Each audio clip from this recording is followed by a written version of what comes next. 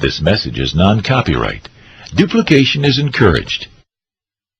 A number of years ago, in a Baptist church in Crystal Palace in southern London, the Sunday morning service was closing, and a stranger stood up at the back, raised his hand, he said, "Excuse me, Pastor, can I share a little testimony?" The pastor looked at his watch, he said, "You've got 3 minutes." And this man proceeded.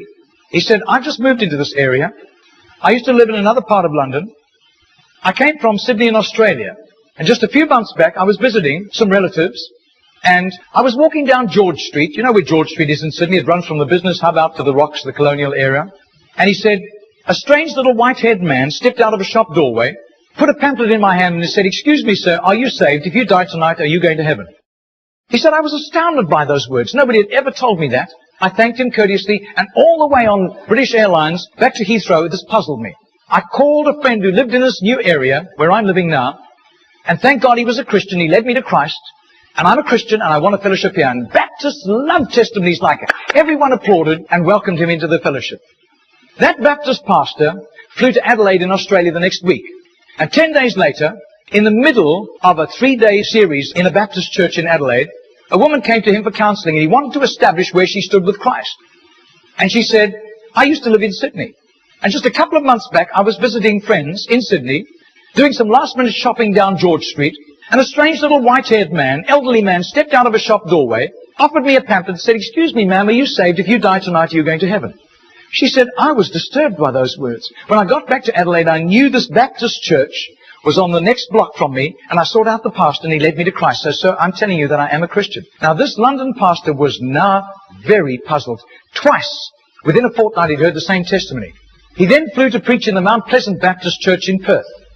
And when his teaching series was over, the senior elder of that church took him out for a meal. And he said, "Mate, how'd you get saved?"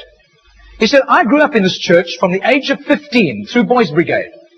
Never made a commitment to Jesus, just hopped on the bandwagon like everybody else. And because of my business ability, grew up to a place of influence.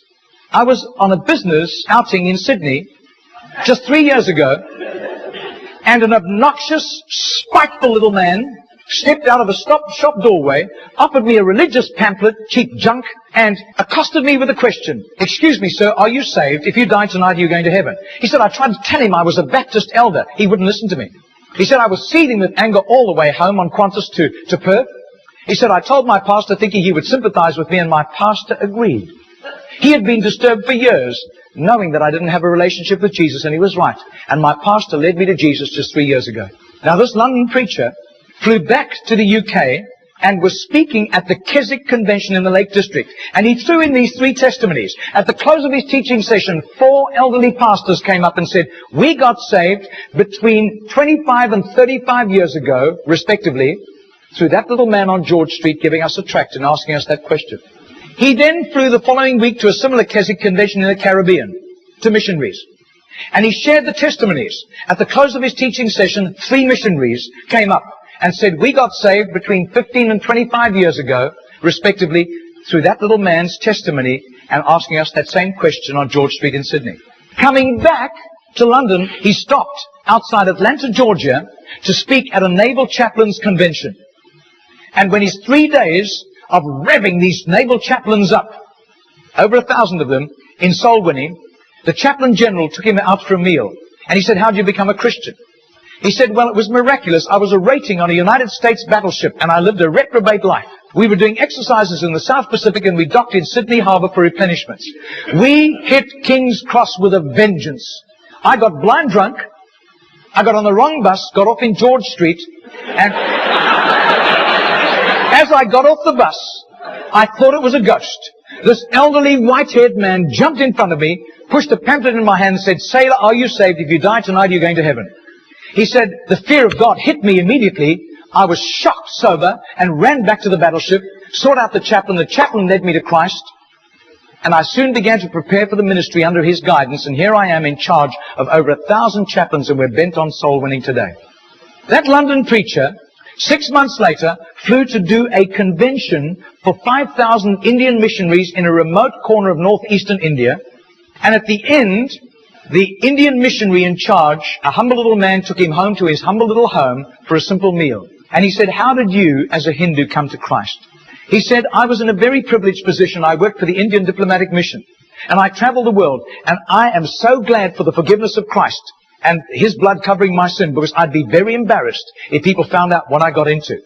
He said, one bout of diplomatic service took me to Sydney.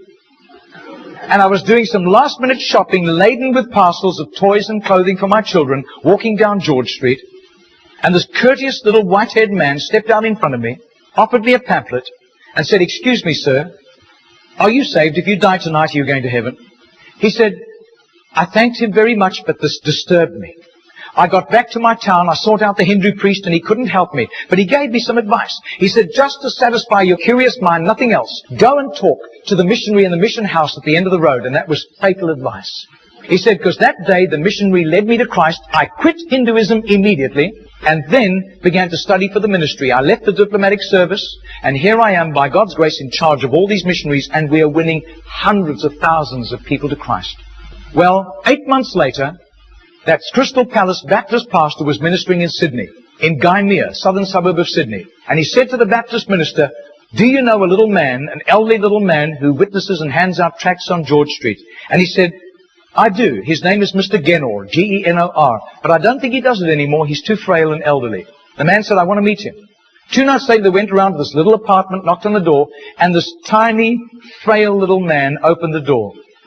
He sat them down, made them some tea, and he was so frail he was slopping tea into the saucer as he shook. And as he sat with them, this London preacher told him all these accounts over the previous 3 years. This little man sat with tears running down his cheeks. He said, my story goes like this. He said, I was a rating on an Australian warship, and I lived a reprobate life, and in a crisis, I really hit the wall, and one of my colleagues, whom I gave literal hell, was there to help me. He led me to Jesus, and the change in my life was night to day in 24 hours. And I was so grateful to God. I promised God that I would share Jesus in a simple witness with at least 10 people a day, as God gave me strength. Sometimes I was ill, I couldn't do it, but I made up for it for other times. I wasn't paranoid about it, but I have done this for over 40 years, and in my retirement years, the best place was on George Street. There were hundreds of people. I got lots of rejections. But a lot of people courteously took the tracts. And he said, in 40 years of doing this, I've never heard of one single person coming to Jesus until today. Do you know, I would say that has to be commitment. That has to be just sheer gratitude and love for Jesus to do that, not hearing of any results. Margarita did a little count. That's 146,100 people. That simple little non-charismatic Baptist man influenced somehow to Jesus. And I believe what God was showing that Baptist minister was the tip of the tip of the tip of the tip of this iceberg. Goodness knows how many more had been arrested for Christ and were doing huge jobs out in the mission field. Mr. Genor died 2 weeks later. And can you imagine the reward he went home to in heaven? I doubt if his face would ever have appeared on Charisma magazine. I doubt if there would ever have been a write-up with a photograph in Billy Graham's Decision magazine, as beautiful as those magazines are. Nobody except a little group of Baptists in southern Sydney knew about Mr. Genor. But I'll tell you, his name was famous in heaven. Heaven knew Mr. Genor. And you can imagine the welcome and the red carpet and the fanfare he went home to when he arrived in glory.